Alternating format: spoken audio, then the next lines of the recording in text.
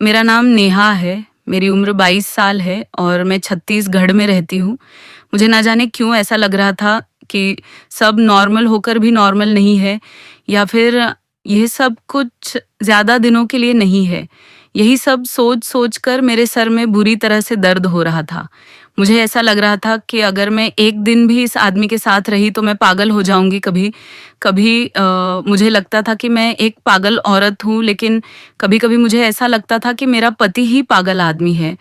मैं डिसाइड नहीं कर पा रही थी कि हम दोनों में से कौन नॉर्मल था और कौन नहीं। एक फिटकरी थी जो मेरी ज़िंदगी की सबसे बड़ी मुसीबत बन चुकी थी। कोई सोच भी नहीं सकता था, एक छोटी-सी सफ़ेद रंग की फिटकरी ने मेरी ज़िंदगी में जीना दुश्वार कर दिया था।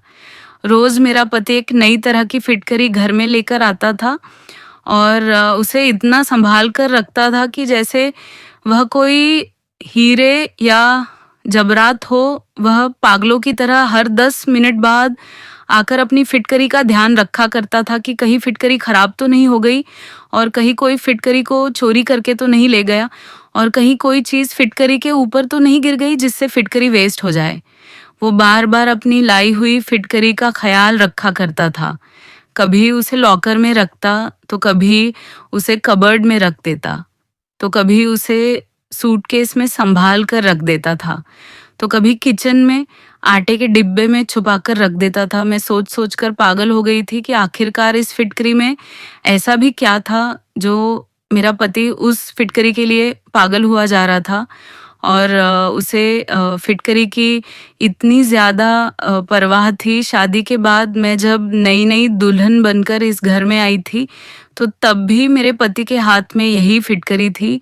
वह मुझसे बात करने के बाद अपनी फिटकरी को लेकर बाथरूम में चला गया था और मेरे पति को गए हुए लगभग न घंटे हो गए थे। मैं अपने पति का बहुत देर तक इंतज़ार करते-करते सो गई थी क्योंकि मैं भी दुल्हन बनकर काफ़ी थक गई थी, इसलिए मुझे नींद आ गई थी और आखिरकार मैं अपने पति का कब तक इंतज़ार कर सकती थी। मेरा पति तो न जाने कब बाथरूम से बाहर निकलता, मैं कब सो गई, मुझे कुछ पता ही नहीं चला।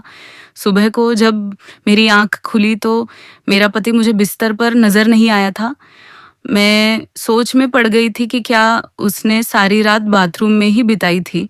मैं बड़ी परेशान हो गई थी और मैंने देखा कि वह बाद रूम से निकला और उसके हाथ में वही थैला मौजूद था जिसके अंदर फिटकरी थी। मेरा पति बहुत-बहुत देर तक अपनी फिटकरी के साथ बाथरूम में बंद रहता था और बाहर आने के बाद कहता कि सारी कमी पूरी हो गई है और मैं शर्मिंदा हो जाती थी कि ना जाने वह कैसी कमी पूरी होने की बात कर रहा था। वो दिन था और आज का दिन मेरी शादी को लगभग 3 महीने हो गए थे और ये फिट करी थी कि जिसकी कहानी आज तक ख़त्म होने का नाम ही नहीं ले रही थी। वह बार-बार बाथरूम में जाता और फिटकरी का वह थैला बाथरूम के अंदर जाते हुए और बाथरूम से बाहर आते हुए भी उसके हाथ में ही होता था। बाथरूम से लगातार पानी गिरने की आवाज़ आती रहती और जब ज़्यादा देर हो जाती तो मेरा पति बाथरूम से बहुत खुश होकर बाहर निकलता था। मैं तो बड़ी अजीब-सी उलझन में फँस गई थी। मैं अपनी परेशानी किसी को बता भी नहीं सकती थी ये सच्चाई जानने के लिए। एक रात मैंने बाथरूम की खिड़की से झाँक कर देखा तो मेरा दिमाग फट गया था और मेरे होश उड़कर रह गए थे। मेरे माता-पिता मुझे बहुत प्यार किया करते थे क्योंकि मैं उनकी लाडली बेटी थी। मैं अपने सब भाई-बहनों में सबसे छोटी थी। इसलिए मुझे अपने माता-पिता के साथ-साथ अपने बड़े भाई-बहनों का भी बहुत प्यार मिला था। मेरे माता-पिता का कहना था कि मैं बचपन में काफ़ी बीमार रहती थी और मेरे माँ-बाप हमेशा मेरे ठीक होने की प्रार्थना करते रहते थे। बचपन में मेरा काफ़ी इलाज भी हुआ था, इसलिए मुझसे मेरे घर में सारे लोग बहुत ज़्यादा प्यार किया करते थे। मेरे माता-पिता ने भगवान के आगे प्रार्थना की और रो-रो कर मेरी ज़िंदगी की भीख माँगी थी। मगर मेरे माता-पिता को यह पता नहीं था कि उनकी ज़िंदगी इतनी जल्दी उनको छोड़कर चली जाएगी और उनकी सबसे लाडली और छोटी बेटी उनके पीछे अनाथ हो जाएगी। अगर मेरे माता-पिता को यह बात पता होती तो वह कभी भी बचपन में मैं मुझे नहीं बचाते। मेरे परिवार में मेरे माता-पिता के अलावा मेरे एक बड़े भैया और एक बड़ी बहन भी थी। वह सब लोग एक साथ मुझे छोड़कर इस दुनिया से चले गए। मैं 7 साल की थी जब हमारी पूरी फैमिली पिकनिक के लिए जा रही थी, तभी रास्ते में अचानक हमारी गाड़ी का एक्सीडेंट हो गया था। एक्सीडेंट इतना ज़्यादा खतरनाक था कि मेरे माता-पिता और मेरे दोनों भाई-बहन की मौके पर ही मौत हो गई थी, लेकिन शायद भगवान को मुझे ज़िंदगी देनी थी। इसलिए कितने लोगों की मौत हो जाने के बाद मैं अकेली बच गई थी। मेरे मामूली-सी चोट आई थी, लेकिन मेरी ज़िंदगी बच गई थी। लोग मुझे देखकर हैरान हो रहे थे कि यह लड़की कैसे बच गई। कहते हैं कि जिसकी ज़िंदगी भगवान लिख दे, उसे कौन मार सकता है। और कुछ लोग मुझे देखकर बहुत अफ़सोस भी कर रहे थे कि मैं अपने माता-पिता के बिना कैसे इस दुनिया में अकेली रहूँगी। अच्छा तो यही होता कि मैं भी अपनी फ़ैमिली के साथ ही इस दुनिया से चली जाती। लोग कह रहे थे कि ये लड़कियाँ बनात होकर ज़िंदगी कैसे गुज़ारेगी, कौन इसकी परवरिश करेगा। इसी तरह से मेरी पूरी फैमिली ख़त्म हो चुकी थी और मैं अकेली हो गई थी क्योंकि मैं बिल्कुल लावारिस थी। मेरे पिता के सौतेले भाई ने मुझे अपने घर में जगह दे दी थी क्योंकि और कोई मुझे अपने साथ रखने के लिए तैयार ही नहीं था। और मेरी माँ के रिश्तेदार तो डर की वजह से कभी हमारे घर पर अफ़सोस करने के लिए भी नहीं आए थे। मैं अपने चाचा-चाची के घर में रहने लगी थी और उनकी बेटियों की उतरण पहनकर उनका बचा हुआ खाना खाकर अपना गुज़ारा कर रही थी।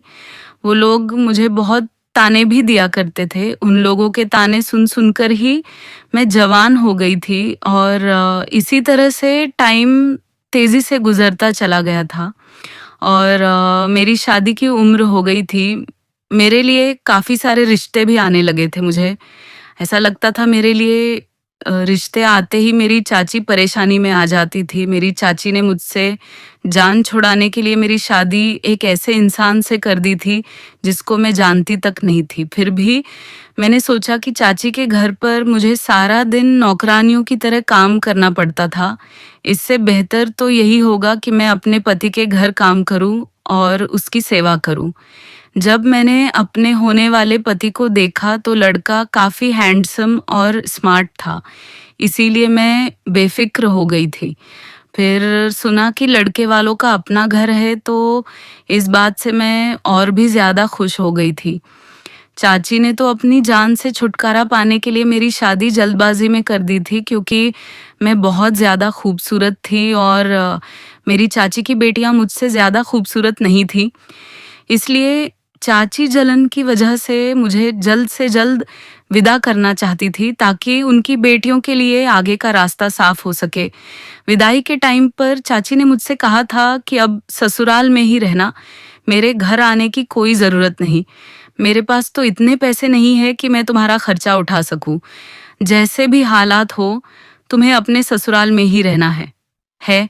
और अगर अपनी ससुराल में तुम्हें कोई परेशानी लगे तो चुपचाप उसे बर्दाश्त करना, तलाकशुदा बनकर मेरे घर पर आने की कोई ज़रूरत नहीं। चाची की इस बात ने मुझे बहुत परेशान कर दिया था। वह इस तरह की बातें ना जाने मुझसे क्यों कर रही थी। अभी तो मेरी विदाई भी पूरी नहीं हुई थी और वह तलाक तक पहुंच गई थी। आखिर वह ऐसा क्यों कह रही थी? क्या लड़की में कोई खराबी थी या उसके घर वालों में कोई गड़बड़ थी? मेरे दिमाग में अजीब-अजीब तरह के सवाल पैदा होने लगे थे और इन्हीं सवालों को सोचते हुए जब मैं अपनी ससुराल विदा होकर चली गई, तो शादी की पहली रात ही मुझे अंदाज़ा हो गया था कि चाची इस तरह की बातें क्यों कर रही थी।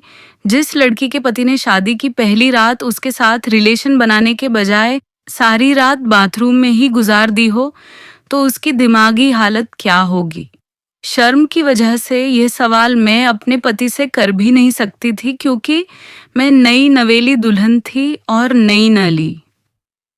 दुल्हन ऐसी बात कहती कि उन्होंने ऐसा क्यों नहीं किया और सारी रात बाथरूम में क्यों रहे, तो ये बात गलत हो जाती। मैंने सोचा कि मैं तो सो गई थी। हो सकता है कि वह भी आकर सो गए होंगे। शायद बहुत सुबह को वह दोबारा बाथरूम में नहाने के लिए चले गए हो।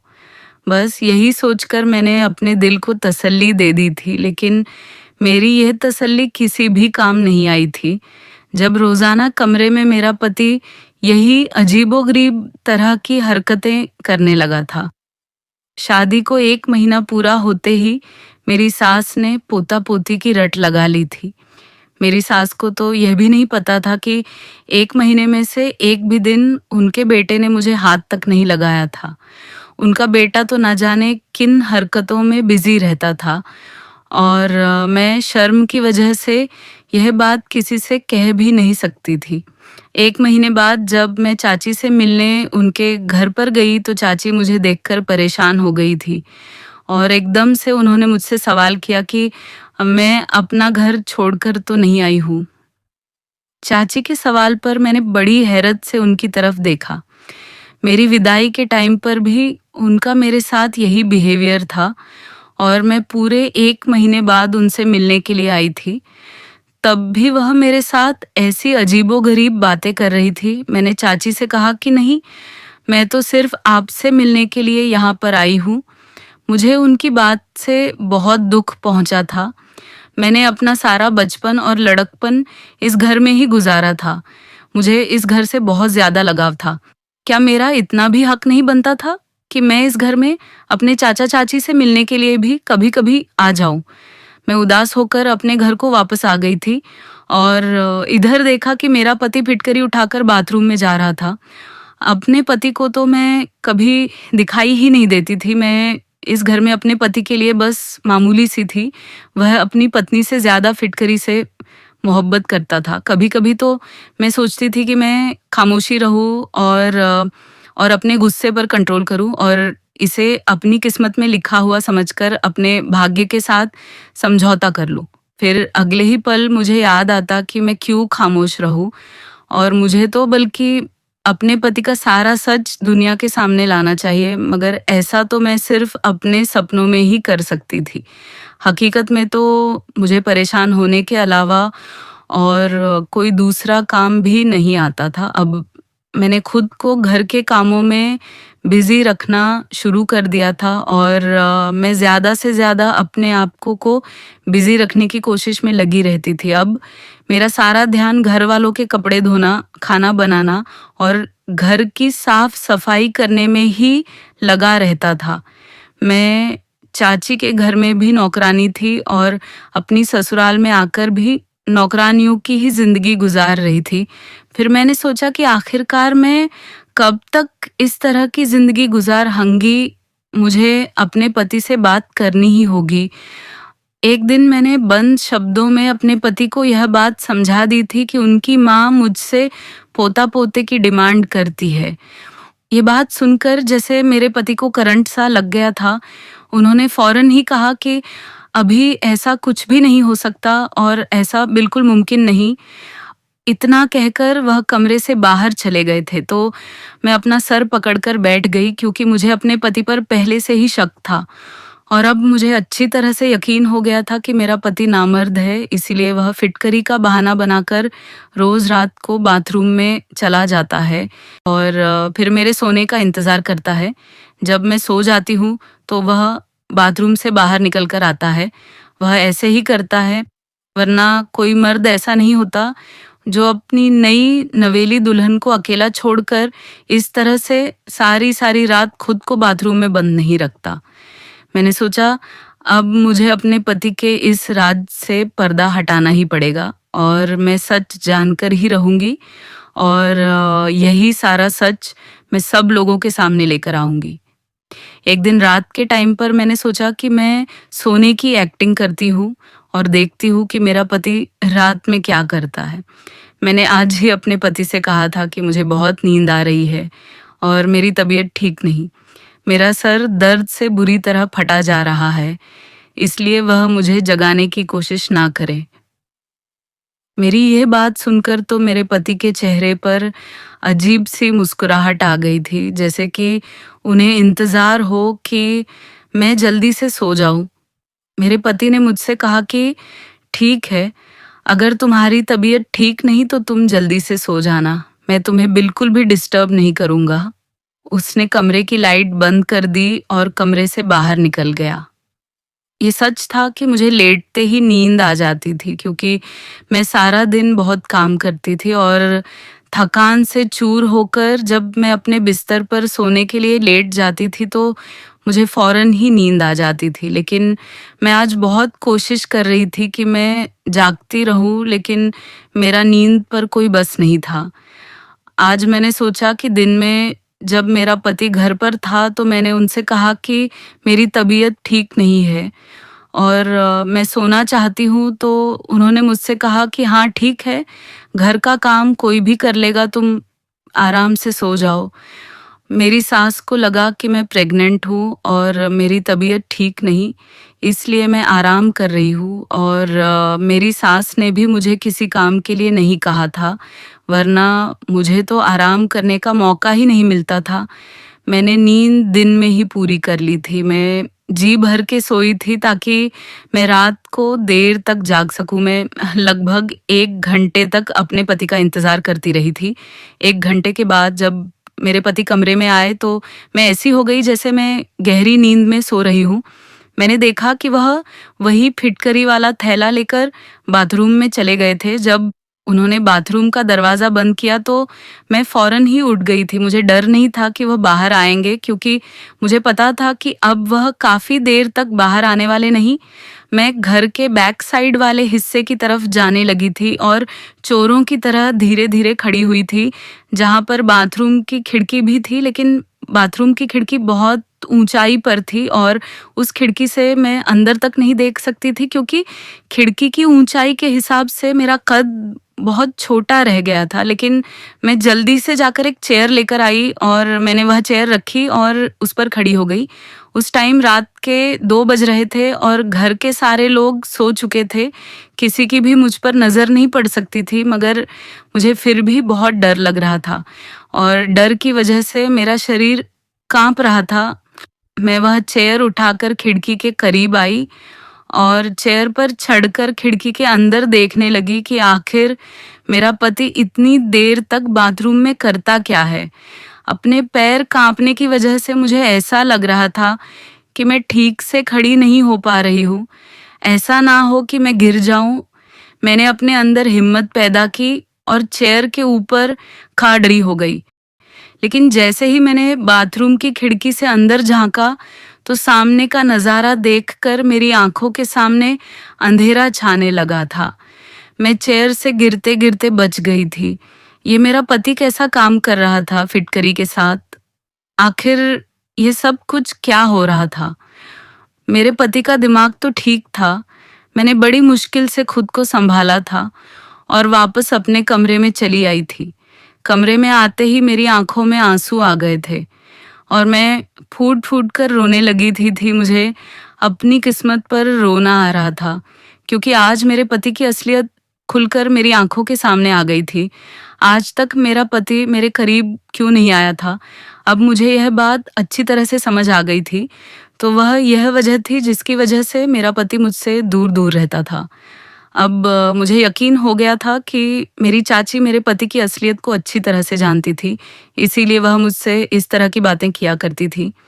उन्होंने जानबूझकर मुझे इस नर्क में धकेला था, वरना मेरे लिए रिश्तों की कोई कमी नहीं थी। मैं बहुत खूबसूरत थी, जिसकी वजह से लोग मुझे देखते ही पसंद कर लिया करते थे और चाची को सिर्फ़ इसी बात का डर था कि कहीं मुझे उनकी बेटियों से ज़्यादा अच्छा रिश्ता ना मिल जाए, इसलिए उन्होंने मेरी शादी इस आदमी के साथ करवा दी थी। मैंने सोच लिया था कि मैं कभी भी अपनी चाची को माफ़ नहीं करूँगी।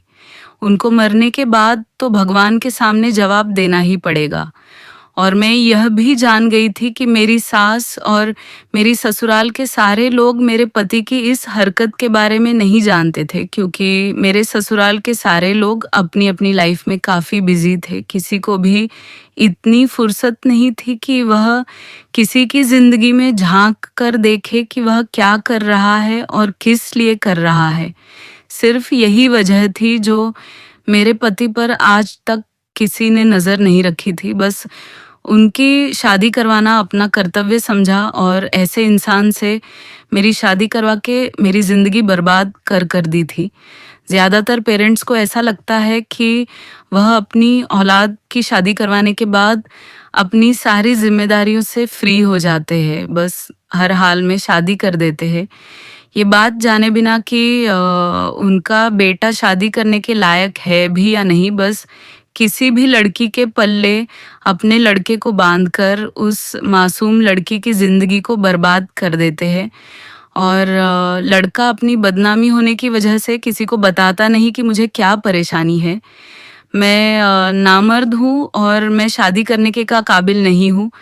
इसी वजह से मुझ जैसी लावारिस और मासूम लड़कियाँ दर-दर के ठोकरें खाकर ऐसे आदमियों की किस्मत में आ जाती है और सारी ज़िंदगी अपना मुँह बंद करके ज़िंदगी गुज़ारती रहती है। और मैं उस टाइप की लड़की नहीं थी। मैं चुप रहने वालों में से बिल्कुल भी नहीं थी। खामोश रहकर मुझे थोड़ी ना कोई अवार्ड मिलने वाला था, बल्कि मेरे ससुराल वाले सारी उम्र मुझे बच्चे ना होने के ताने देते रहते और मुझे बांझ कहा जाता। मैं सोच-सोच कर बहुत आगे निकल आती थी और अब परेशानी ये थी कि मैं क्या करती और कहाँ जाती। मेरे पास तो अपना सर छुपाने के लिए कोई दूसरी जगह भी मौजूद नहीं थी। और उधर चाचा के घर में चाची ने भी मुझे उनके घर पर जाने के लिए मना कर दिया था। मैंने डिसाइड कर लिया था कि मैं अब खामोश नहीं रहूँगी। मैंने बहुत बर्दाश्त कर लिया था, लेकिन अब कुछ भी बर्दाश्त करने के लिए नहीं बचा था। मेरे आगे-पीछे कोई नहीं था। तो इसका क्या मतलब कि मेरा पति मुझे धोखे में रखता और मैं इंतज़ार में थी कि मेरा पति बाथरूम से बाहर आ जाए। बहुत देर बाद जब मेरा पति बाथरूम से आया तो मुझे जागता हुआ देखकर वो चौंक गया था। मैंने गुस्से से अपने पति का गिरेबान पकड़ लिया और उससे चिल्लाते हुए कहा कि आखिर तुमने मेरे साथ ऐसा क्यों किया और तुमने सारी सच्चाई मुझसे क्यों छुपाई? मेरा पति एकदम अनजान बन गया। वह ऐसे एक्टिंग कर रहा था जैसे उसे कुछ पता ही ना हो। उसकी इस हरकत पर मेरा मन कर रहा था कि मैं उसे जान से मार डालूं। उसे नहीं पता था कि वह जो एक्टिंग मेरे सामने कर रहा है, मैं उस एक्टिंग को अच्छी तरह से समझ गई थी। वह मेरे सामने मासूम बनने की कोशिश कर रहा था, लेकिन वह मासूम नहीं था, बल्कि वह तो एक बहुत बड़ा चालाक आदमी था और चालाकी से ही मेरे साथ रह रहा था। मुझे बिल्कुल समझ नहीं आ रहा था कि आखिर कोई तो वजह होगी जिसकी वजह से वह अभी तक मेरे करीब नहीं आया था और शायद यही वजह थी कि वह नामर्द है। लेकिन मेरा पति मुझे यह बात बताने से बहुत डर रहा था कि उसकी इंसल्ट होगी और लोग उसकी मजाक बनाएंगे। इसीलिए उसने शादी करके अपना सारा इल्ज़ाम अपनी पत्नी पर डालने के बारे में सोचा होगा। मेरे दिमाग में बार-बार अजीब-अजीब तरह के ख़्याल आ रहे थे। अब हम मेरी शादी को 3 महीने हो गए थे और पिछले 3 महीनों से मैं लगातार डिप्रेशन का शिकार हो रही थी। आज जब मैं अपने पति का गिरेबान पकड़कर उससे सवाल कर रही थी, तो वह हैरत से मुझे देख रहा था। जैसे कि उसे यकीन नहीं आ रहा था कि मैंने उसका झूठ पकड़ लिया है। वह हक्का-बक्का होकर मुझे देखे जा रहा था जब मेरे पति ने मुझे कोई जवाब नहीं दिया और उससे कोई जवाब नहीं बन सका, तो मैंने फ़ौरन ही अपना सामान पैक करना शुरू कर दिया। मैंने अपने पति से कहा कि तुम्हें शर्म आनी चाहिए, तुम इस तरह का घटिया काम करते हो। मैं तुम जैसे नामर्द आदमी के साथ नहीं रहना चाहती और यही वजह है कि तुम इस घटिया फिटकरी को अपनी जान से भी ज़्यादा संभाल कर रखते हो। मेरा पति अब भी हैरान सा खड़ा होकर मेरी सारी बातें खामोशी से सुन रहा था, मगर ऐसा लग रहा था जैसे वह मेरी बातों को समझ नहीं पा रहा था और वह काफ़ी सैड लग रहा था कि मैं उसकी सारी बातों को जान चुकी हूँ। मैं अपने पति को हैरान और परेशान देखकर अपना सामान पैक करके दरवाजे की तरफ जाने लगी थी और घर से बाहर निकल गई थी। सारे घर वाले सो रहे थे। अब भी मैं घर के मेन गेट तक नहीं पहुंची थी कि मेरा पति भागता हुआ मेरे पीछे आया और ज़बरदस्ती मेरा हाथ पकड़कर मुझे अंदर घसीट हुआ, मेरे कमरे में लेकर चला गया। मैंने शोर मचाने की कोशिश की तो उसने अपने हाथ मेरे मुंह पर रख लिया, जिससे मेरी आवाज़ निकलनी बंद हो गई थी और हल्की-हल्की आवाज़ में मुझे खामोश रहने के लिए कहता रहा। वह मुझे कमरे में लेकर आ गया और बेड पर बैठने के बाद उसने कमरे के दरवाज़े को अंदर से बंद कर लिया। मुझे अपने पति पर बहुत गुस्सा आ रहा था। मैं एकदम दरवाज़े की तरफ जा रही थी, मगर उसने फिर मुझे पकड़कर बेड पर पटक दिया और कहने लगा, "यह क्या तमाशा लगा रखा है तुम्हें? मेरी बात एक बार में समझ नहीं आती। मैंने तुमसे कहा कि खामोश रहो। बस एक बार तसल्ली से बैठकर मेरी सारी बातें सुन लो और तुम इस टाइम रात के इतने अंधेरे में कहाँ पर जाओगी? क्या तुम लोगों को हमारे बारे में बातें बनाने का मौका देना चाहती हो?" अपने पति की कही हुई बात पर मैं और भी ज़्यादा गुस्सा करने लगी। मैंने कहा कि तुम्हें क्या लगता है? तुम लोगों से सच छुपाकर रखोगे, सच ज़्यादा दिन तक छुपकर नहीं रह सकता और दुनिया वालों के सामने आ ही जाएगा कि तुम शादी के लायक नहीं हो और तुम एक नामर्द हो। मैं ये बात सारी दुनिया को बताना चाहती हूँ कि तुम नामर्द हो और तुमने मेरी ज़िंदगी के साथ खिलवाड़ किया है। मैं तुम्हें कभी भी माफ़ नहीं करूँगी। मैं अपने होश खो बैठी थी और जो मेरे मुँह में आ रहा था मैं कहे जा रही थी। मेरी इतनी बातें सुनकर मेरे पति ने मेरे मुँह पर एक ज़ोरदार थप्पड़ मार दिया। मैं उसका थप्पड़ बर्दाश्त नहीं कर सकी और लड़खड़ाते हुए ज़मीन पर गिर गई और ज़मीन पर जब मेरे घुटने लगे तो मैं बुरी तरह से दर्द में आ गई थी और दर्द से मेरी आँखें भर आई थी और मैं रोने लगी थी। बल्कि यह चोट तो बहुत मामूली सी थी, जो चोट मेरे दिल पर लगी थी उसने मेरे पूरे दिल को घायल कर दिया था। मैं चौंक गई और परेशानी से अपने पति की तरफ देखने लगी। मुझे इस बात की उम्मीद बिल्कुल भी नहीं थी कि मेरा पति आखिरकार मुझ पर हाथ भी उठा सकता है। अगले ही पल मैं थप्पड़ का दर्द भुलाकर अपने पति के सामने आकर खड़ी हो गई और कहने लगी कि तुम्हारे थप्पड़ मारने पर भी मैं इस घर में अबोन नहीं रह सकती। मैंने भी चिल्ला-चिल्लाकर अपने पति से बात करना शुरू कर दिया था। मेरे पति ने फिर से कहा कि हल्की आवाज़ में बात करो वरना सारे घर वाले जाग जाएँगे। मेरे पति को बहुत गुस्सा आ रहा था और उसकी आँखों से गुस्से भरे एक्सप्रेशन साफ देखे जा सकते थे। मेरे पति ने कहा कि तुम जैसा सोच रही हो वैसा कुछ भी नहीं है।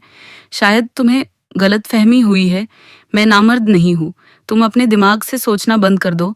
मैं नामर्द नहीं हूँ, बल्कि मैं एक बहुत बड़ी बीमारी का शिकार हूँ, जिसकी वजह से एक वैद्य ने मुझे यह इलाज करने के बारे में बताया था कि मैं फिटकरी के इस्तेमाल से जल्द सेहतमंद हो जाऊँगा।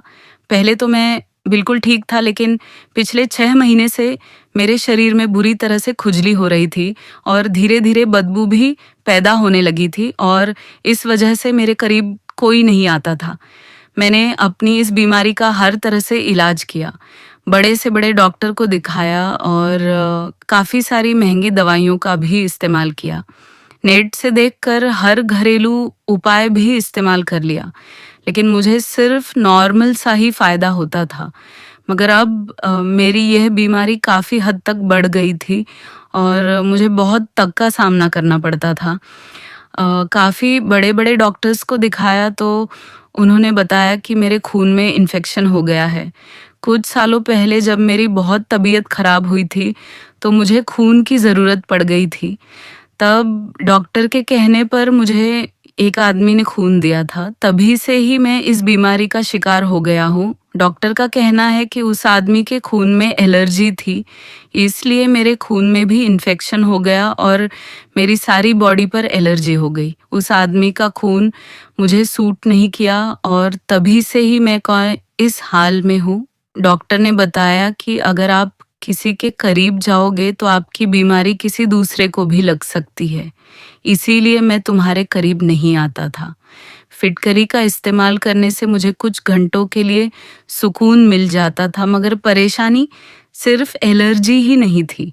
एक परेशानी यह भी थी कि अगर मैं तुम्हारे करीब आता तो मेरी ही बीमारी तुम्हें भी लग सकती थी। यह कोई मामूली बीमारी नहीं, बल्कि बहुत बुरी और फैलने वाली बीमारी है। मैं तुम्हें भी अपने जैसा नहीं करना चाहता था। मेरा इलाज तो काफ़ी टाइम से चल रहा था, लेकिन धीरे-धीरे मेरी परेशानी बढ़ती ही चली जा रही थी। मुझे किसी ने एक मशहूर वेद के बारे में बताया तो मैं उसके कहने के मुताबिक उस वेद के पास चला गया था। मैंने जब वेद से मुलाकात की तो उन्होंने मेरा पूरी तरह से चेकअप किया और मुझे यकीन दिलाया कि मैं जल्दी ही ठीक हो जाऊँगा।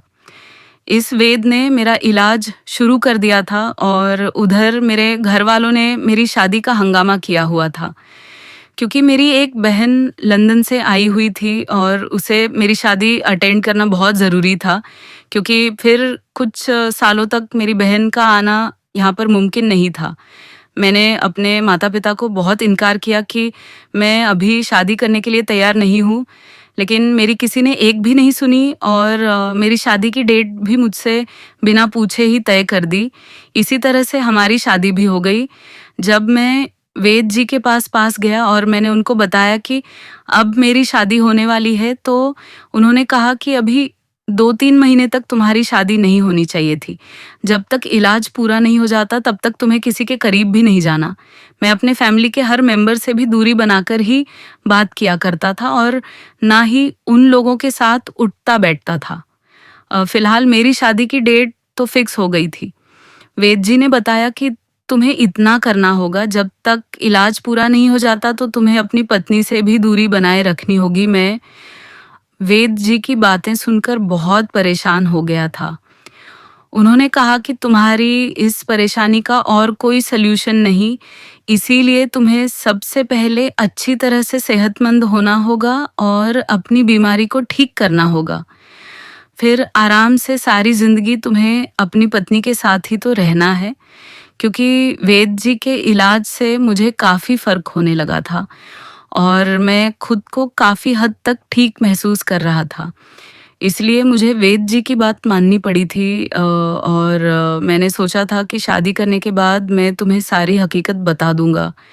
मगर ना जाने क्यों मुझे तुमसे कुछ भी कहने की हिम्मत ही नहीं होती थी और बस यही मेरी सबसे बड़ी गलती थी, जिसकी वजह से तुम मुझे गलत समझ बैठी और मुझे गलत समझने पर मजबूर हो गई थी। वेद जी ने कहा कि फिटकरी से ही तुम्हारा इलाज हो सकेगा, इसलिए मैं तुम्हारे करीब भी नहीं आता था और आज तक मैंने तुम्हारे करीब बैठकर तुमसे बात करने की कोशिश भी नहीं की थी और हर रोज़ मैं फिटकरी घर पर लेकर आता था और रोज़ाना मेरा नई फिटकरी से इलाज होता था। इसीलिए मैं पागलों की तरह फिटकरी की हिफ़ाज़त किया करता था, ताकि मैं जल्द से जल्द ठीक हो जाऊँ और एक नॉर्मल ज़िंदगी जी सकूँ और तुम्हें बता सकूँ कि मैं तुम्हारे साथ टाइम स्पेंड करने के लिए कितना तड़प रहा था। मेरी परेशानी बाहर से तो किसी को नज़र नहीं आती, मगर अंदर ही अंदर मैं अपनी परेशानी से बहुत ज़्यादा बेचैन हो गया था। मुझे माफ़ कर दो, मैं तुमसे माफ़ी माँगता हूँ। मैंने तुम पर हाथ उठाया और अपनी ये सच्चाई तुमसे इतने दिनों तक छुपा कर रखी। मेरा पति बहुत शर्मिंदा लग रहा था मुझे। अपने पति की बातों पर यकीन आ गया था, क्योंकि उनकी आँखों से लगातार आँसू निकल रहे थे और उनके चेहरे से सच्चाई साफ-साफ नज़र आ रही थी। मैंने अपने पति से कहा कि आप अगर मुझे इस बारे में पहले ही बता देते तो मैं पिछले 3 महीनों से इतना परेशान नहीं होती। मेरे दिमाग में तो तरह-तरह की बातें आने लगी थी।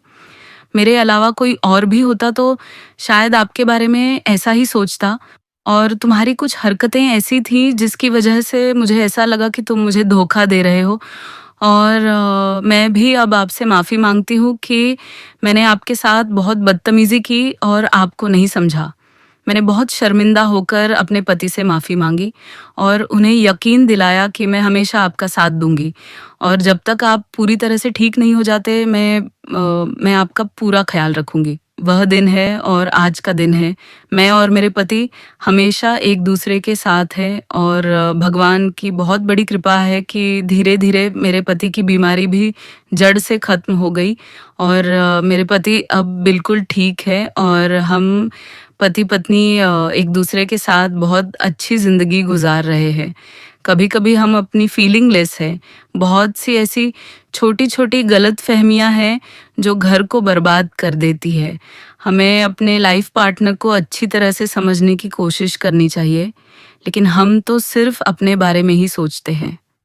हम नहीं जानते कि सामने वाले के दिल का हाल क्या है और वह किस परेशानी से जूझ रहा है। अगर हम किसी की परेशानी को समझ सके तो हम उसका साथ देकर उसे कामयाब बना सकते हैं और उसकी परेशानी को जड़ से खत्म कर सकते हैं। मैं भगवान से प्रार्थना करती हूँ कि भगवान हम लोगों को सोचने और समझने की हिम्मत दे और ताकत दे और हमें सही फैसला करने की समझ दे। और अब मेरे पास एक 3 साल की बेटी भी है। ऐसा लगता है जैसे मेरी ज़िंदगी से सारी परेशानियाँ ख़त्म हो गई हैं, क्योंकि मेरे पति इतने अच्छे पति हैं कि कभी-कभी मुझे अपनी किस्मत पर यकीन ही नहीं आता कि यह वही आदमी है जिस पर मैंने पहले कुछ जाने बिना ही काफ़ी सारे इल्ज़ाम लगाए थे और शक किया था। अब मैं अपने पूरे परिवार के साथ बहुत खुश हूँ। दोस्तों, उम्मीद करती हूँ आपको हमारी कहानी पसंद आई होगी।